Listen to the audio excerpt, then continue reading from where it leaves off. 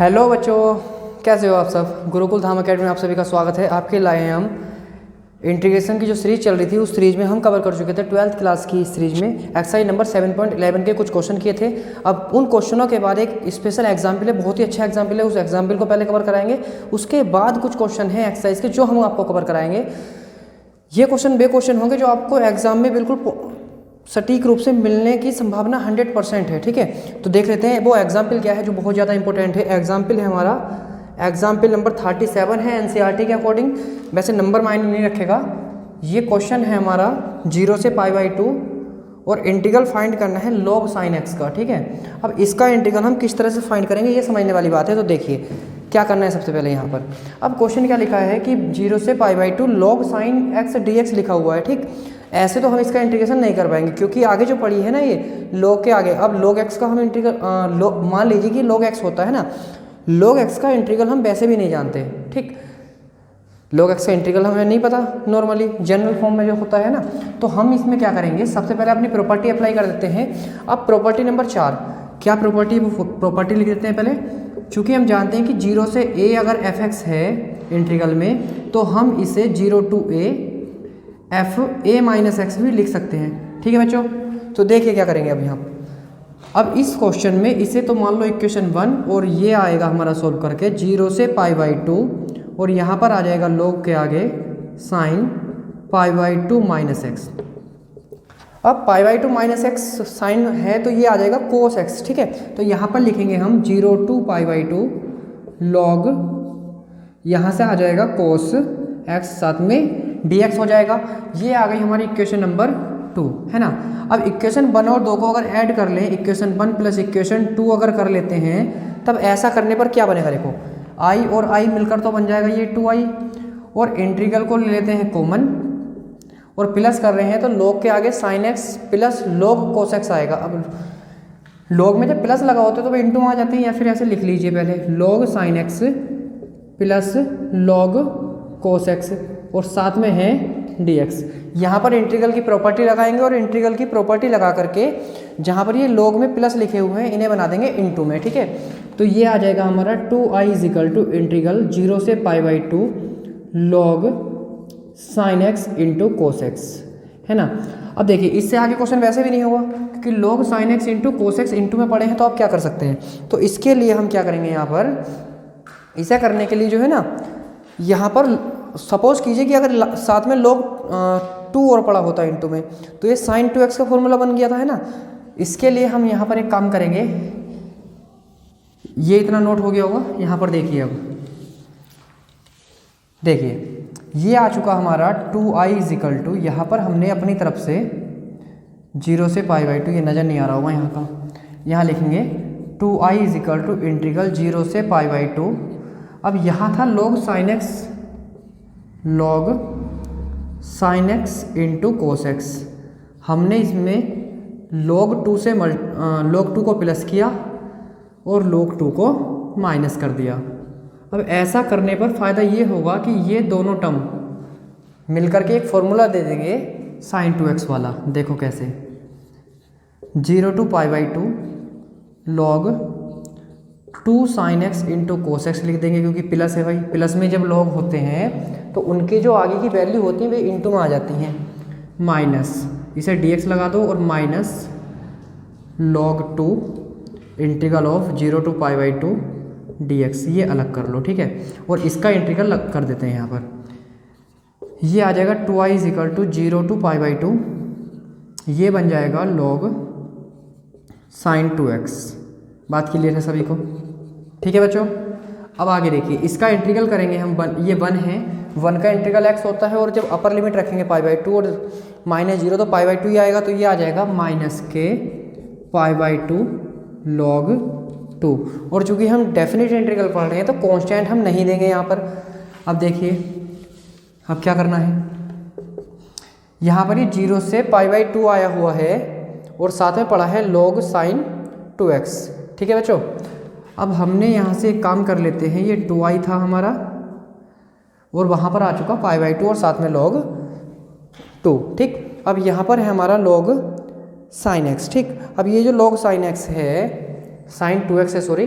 अब यहाँ पर अगर प्रॉपर्टी अप्लाई करें जो अभी की थी कि अगर π/2 यहाँ पर रखते हैं हम, या फिर देखिए यहाँ से सब्स्टिट्यूशन कर लेते हैं, क्योंकि ये जो 2x है इसका सब्स्टिट्यूशन करना पड़ेगा हमें।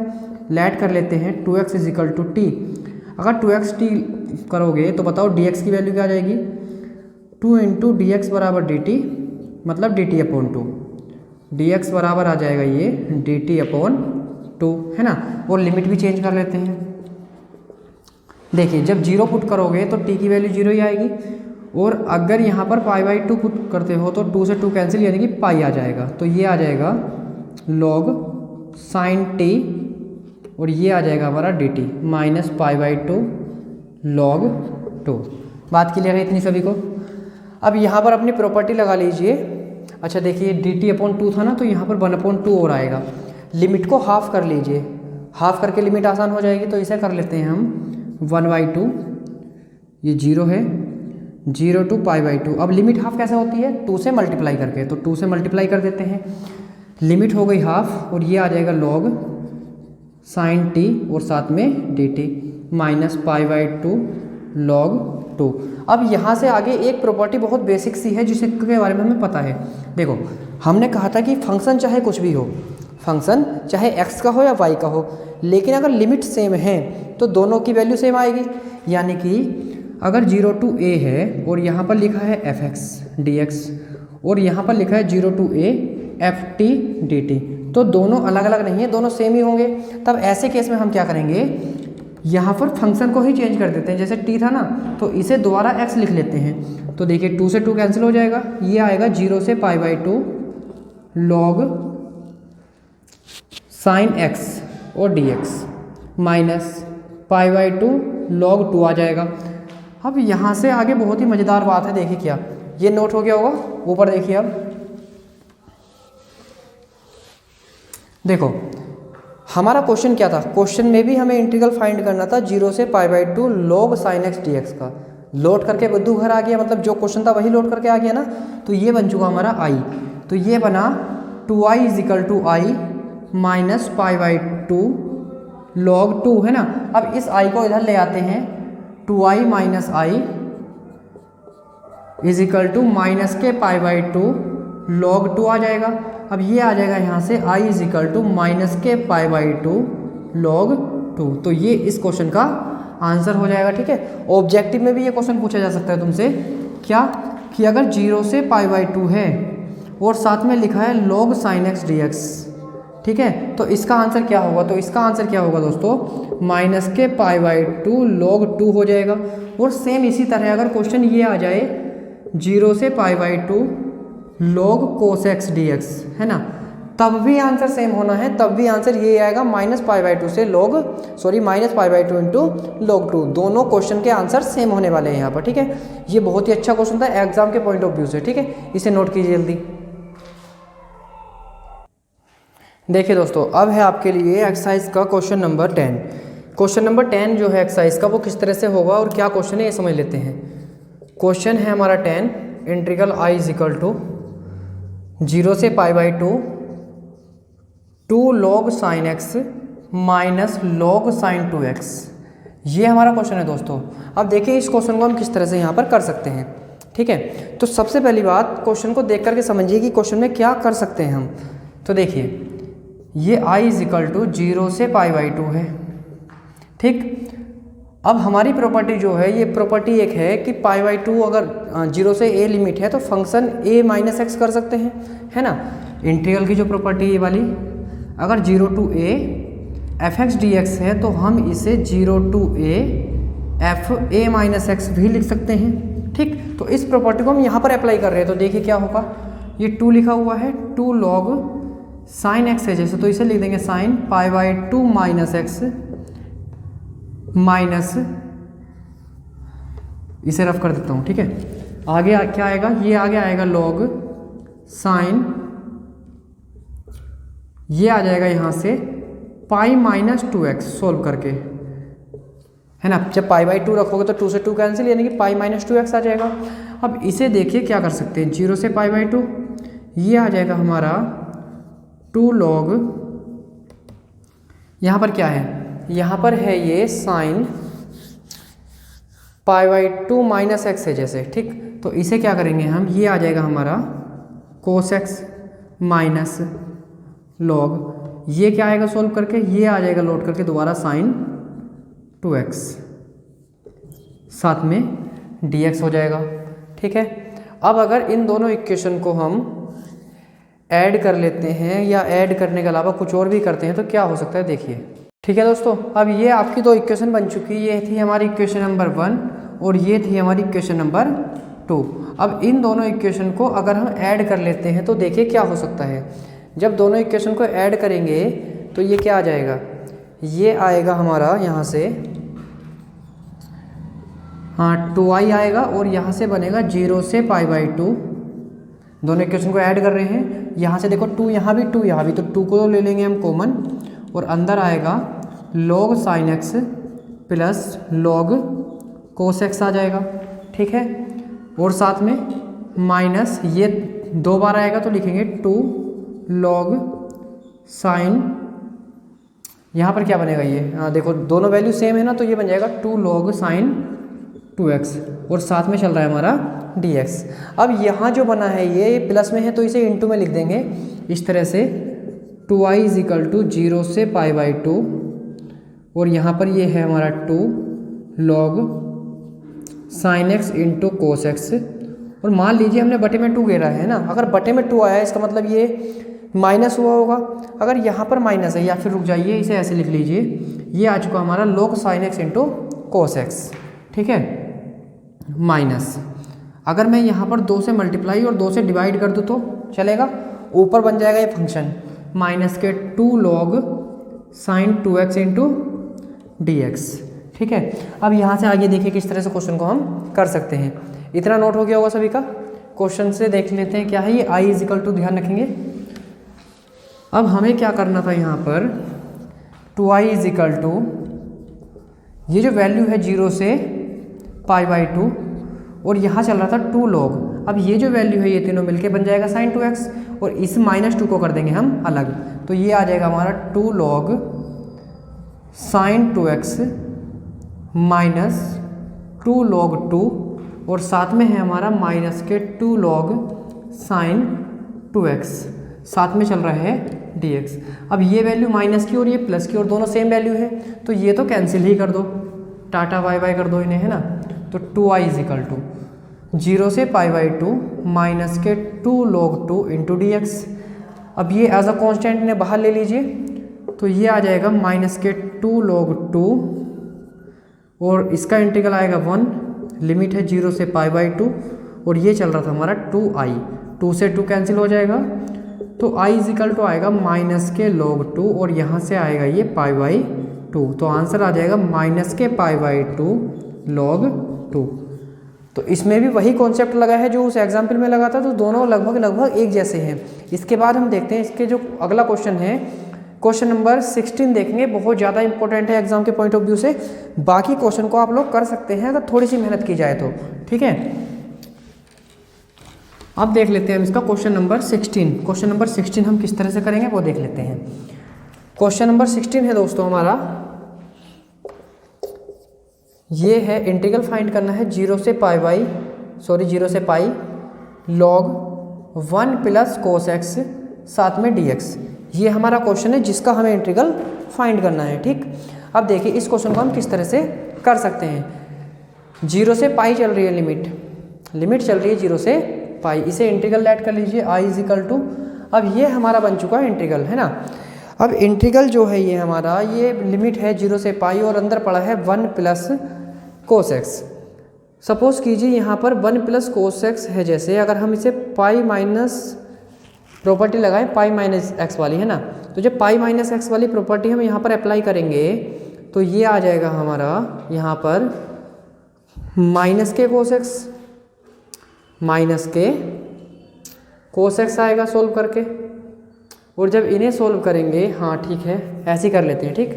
तो देखिए सबसे पहले प्रॉपर्टी अप्लाई कर लेते हैं ये वाली, चूँकि 0 to a f(x) dx अगर होता है तो हम इसे 0 to a f(a - x) dx लिख सकते हैं दोस्तों, ठीक है। अब देखिए इंटीग्रल i = 0 से π log 1 plus cos pi minus x. अब पाई माइनस एक्स ये होता है कौन से क्वाड्रेंट में, सेकंड क्वाड्रेंट में। सेकंड में कोस होता है नेगेटिव, तो ये आ जाएगा 0 से पाई log 1 प्लस माइनस आ जाएगा माइनस के कोस एक्स और साथ में आएगा dx। That is equation 1 and this is also equation 2। अब इन दोनों इक्वेशन को प्लस कर लेते तो ये आ जाएगा हमारा 2i, लिख लेंगे equation 1 plus equation 2। 2i is equal to limit 0 से पाई चलेगी। अच्छा एक बात बताओ, जब इन्हें प्लस करेंगे तो ये दोनों इंटू में आएंगे नहीं आएंगे लॉग के प्रॉपर्टी से, तो इन्हें हम लिख सकते हैं लॉग के आगे 1 प्लस कोस एक्स इंटू में 1 माइनस कोस एक्स, साथ में dx लिख देंगे। अब यहाँ से आगे सॉल्व करने के लिए 0 से पाई लिख लो, और यहाँ ये जो आया है ना इसे लिख लो log 1 minus cos square x, साथ में dx। अब ये बात हम जानते हैं कि जो ये होता है ना 1 माइनस कोस स्क्वायर एक्स, ये क्या होता है हमारा साइन स्क्वायर एक्स होता है। अब अगर इसे साइन स्क्वायर एक्स लिख दिया जाए तो log की प्रॉपर्टी के अकॉर्डिंग है ना, जो log की प्रॉपर्टी है वो ये कहती है कि अगर पावर है ना कोई आगे जो वैल्यू लिखी हुई है उसकी, तो वो पावर शुरू में आ जाती है। तो यही हम यहाँ पर करेंगे, पावर को शुरू में ले आएंगे और वहाँ से इसका आंसर पॉसिबल हो पाएगा। ठीक है, तो देखिए क्या करेंगे, यहाँ पर हम करने जा रहे हैं, इसे रफ कर देते हैं ऊपर से। देखिए 2i इज इक्वल टू 0 से पाई। अब ये क्या आएगा, ये आ जाएगा हमारा log 1 minus cos square x है ना, तो ये बनेगा साइन स्क्वायर एक्स, साथ में dx। अब इस 2 ये पावर 2 है इसे शुरू में ले आइए, बाहर लिख लीजिए 2 0 से पाई log sine x into dx। बात क्लियर है। अब यहाँ से देखिए यहाँ 2i चल रहा था तो 2 से 2 कैंसिल हो जाएगा, i इज इक्वल टू 0 से पाई log sine x into dx। ठीक है, अब यहाँ से आगे क्वेश्चन को करने के दो रास्ते हैं, या तो क्वेश्चन को आसान कर लीजिए, और यदि क्वेश्चन को आसान नहीं करना तो क्वेश्चन में जो एग्जाम्पल कराया ना, एग्जाम्पल इसीलिए कराया था वो 32, उस एग्जाम्पल का डायरेक्ट रिजल्ट यूज़ कर लीजिए। ठीक, तो देखिए कैसे करेंगे। लेकिन उस रिजल्ट को यूज़ करने के लिए यहाँ पर पावर π/2 होना जरूरी है ना, लेकिन पावर π/2 नहीं है, तो पावर को π/2 कैसे बनाएंगे, तो 2 से मल्टीप्लाई करके 0 से π/2 कर लो, तो यहाँ पर आ जाएगा log sine x into dx। ये भी हमारी प्रॉपर्टी है, 2 से मल्टीप्लाई करके पावर को हाफ कर सकते हैं हम। अब हमने ये बात पता है, इस चीज़ को हम लिख लेते हैं पहले, चूँकि वी नो दैट हमें पता है कि 0 से π/2 log साइन एक्स dx हो, या फिर 0 से π/2 log कोस एक्स dx हो। इन दोनों ही क्वेश्चन के जो आंसर होते हैं वो आंसर होते हैं हमारे माइनस π/2 से log 2। क्या होते हैं, माइनस π/2 से log 2। हमारे इन दोनों ही क्वेश्चन के ये आंसर हो जाते हैं दोस्तों। ठीक है, तो यहाँ पर क्या हो सकता है, देखिए यहाँ पर हम क्या करेंगे, इसमें यहाँ पर देखिए कौन सा वाला फंक्शन है हमारा, यहाँ पर है log साइन एक्स वाला, कोस भी होता तब भी यही आता, तो क्या आ गया माइनस के π/2 log 2। तो i इज इक्वल टू 2, इसका डायरेक्ट रिजल्ट यूज़ कर रहे हैं हम, माइनस के π/2 log 2। अब 2 से 2 कैंसिल, एग्जाम में भी ऐसे कर सकते हैं, बस कंडीशन है ये देना पड़ेगा आपको ये रिजल्ट। ठीक है, अब यहाँ से ये कैंसिल, तो i is equal to answer आ जाएगा हमारा माइनस के पाई और log 2। देखिए कितनी आसानी के साथ उस एग्जाम्पल का यूज़ करके हम इसे कर सकते हैं, लेंथी भी कर सकते हैं। यहाँ से आगे सेम वही प्रोसेस यूज़ कर लीजिए जो एग्जाम्पल में किया है, तो क्वेश्चन और लेंथी हो जाएगा। अगर क्वेश्चन 8 नंबर में आता है तो और लेंथ दे सकते हो आप लोग इस क्वेश्चन को। ठीक है, तो ये क्वेश्चन आपका कंप्लीट हुआ। बाकी जो क्वेश्चन है इस एक्सरसाइज के बेस सारे ही सिंपल हैं, कर सकते हैं। इसका जो क्वेश्चन नंबर 18 है वो क्वेश्चन हम बता देते हैं, उसे और देख लेंगे एक बार। क्वेश्चन नंबर 18 को देख लेते हैं। क्वेश्चन नंबर 18 क्या है, ये नोट हो गया होगा सभी का। देखिए दोस्तों, क्वेश्चन नंबर 18 जो है उसे थोड़ा डिस्कस कर देते हैं। क्वेश्चन नंबर 18 है 0 से 4 लिमिट दे रखी है और कहा है मोडुलो x - 1 dx। तो ऐसा एक क्वेश्चन हम करा चुके हैं, लेकिन फिर भी एक क्वेश्चन करा देते हैं। देखिए किस तरह से हम इस क्वेश्चन को करेंगे। यहाँ पर क्वेश्चन नंबर 18 है हमारा 0 से 4 मोडलो x माइनस 1 dx।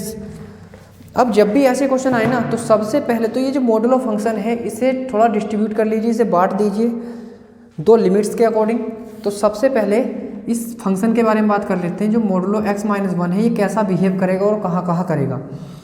इसकी दो वैल्यूज़ पॉसिबल है। ये तो ये आएगा प्लस का x माइनस 1, प्लस का कब आएगा if x minus 1 greater than हो 0 से, या फिर हम कह सकते हैं कि x की वैल्यू बड़ी हो 1 से, 1 को उधर पहुंचा देंगे है ना।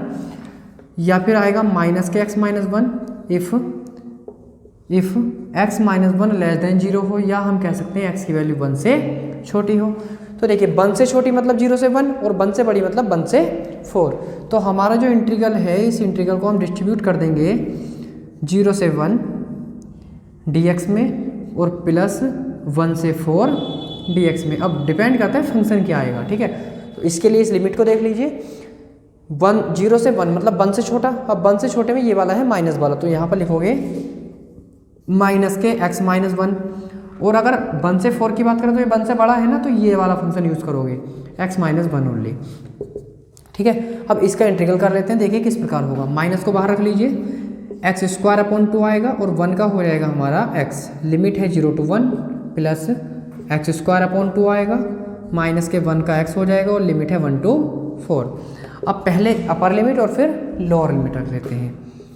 1 रखोगे तो 1 अपॉन 2 माइनस 1 आएगा, 0 रखने की आवश्यकता नहीं है, छोड़ दो इसे।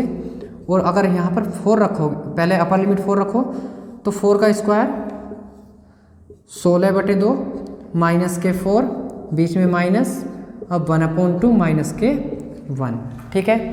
अब इसे सॉल्व करेंगे हम तो ये क्या आ जाएगा, ये आ जाएगा दोस्तों, हाँ यहाँ से आएगा ये माइनस के 1 अपॉन 2 माइनस माइनस प्लस के 1 और प्लस ये 2 8 जा 16, 8 में से 4 माइनस करेंगे तो ये 4 आ जाएगा। तो यहाँ पर लिखेंगे हम 4 और ये माइनस 1 अपॉन 2 और माइनस माइनस प्लस 1, ठीक है। अब देखिए माइनस 1 अपॉन 2 और माइनस 1 अपॉन 2 हो जाएगा माइनस के 1 और 4 ये और 1 ये और 1 ये, तो ये हो जाएगा हमारा 6 और ये माइनस के 1। तो आंसर आ जाएगा इस क्वेश्चन का आपका 5। इस तरह से ये एक्सरसाइज आपकी कंप्लीट होती है। और इसी के साथ जो डेफिनेट इंटीग्रल है उस डेफिनेट इंटीग्रल को हम कवर कर चुके हैं। फिर भी इसकी जो एक एक्सरसाइज है जो विविध प्रश्नावली है, वो प्रश्नावली आप लोगों के रिवीजन के लिए उस प्रश्नावली को करिए। अगर उसमें कोई दिक्कत आती है तो कमेंट बॉक्स में ज़रूर बताइए। नेक्स्ट लेक्चर में आपकी सारी प्रॉब्लम को सॉल्व करने की पूरी कोशिश की जाएगी। अगर लेक्चर पसंद आए तो इसे शेयर कर दीजिए और साथ ही साथ लाइक भी कर दीजिए, क्योंकि आपके लाइक से हमें मिलता है मोटिवेशन। Thank you.